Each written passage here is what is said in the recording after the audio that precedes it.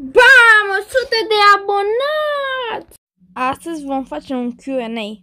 Să începem.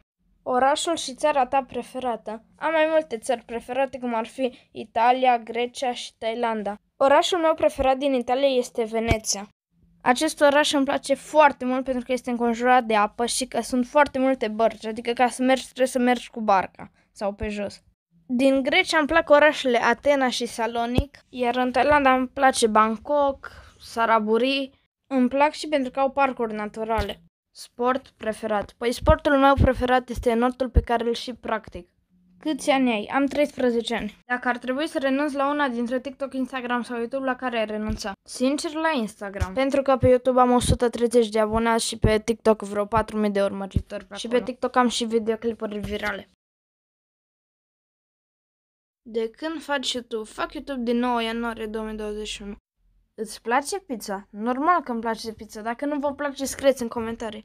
Instagram sau TikTok? Am mai răspuns la întrebarea asta, deci da, TikTok. Ce mașină? Cred că vrei să scrii ce mașină îmi place. Mașina mea preferată este Dodge Demon. Ce înălțime ai? Am undeva la 1,60. Care e visul tău? Sincer, nu am. Care e jocul tău preferat? Jocul meu preferat este Fortnite-ul. Mâncarea mea preferată este bioful și cred că shawarma. Ce treped folosești pentru telefon sau cameră? Eu nu folosesc treped. Mai ai frați sau surori? Sau ți-ai dorit să ai? Am un frate. Ce alegi dintre câine sau pisică? Aleg câine, că chiar acum o să-mi iau un câine cane corso. Da, și cam atâta și cu acest vlog. Sper că v-a plăcut. Nu uitați de like și subscribe și bye bye!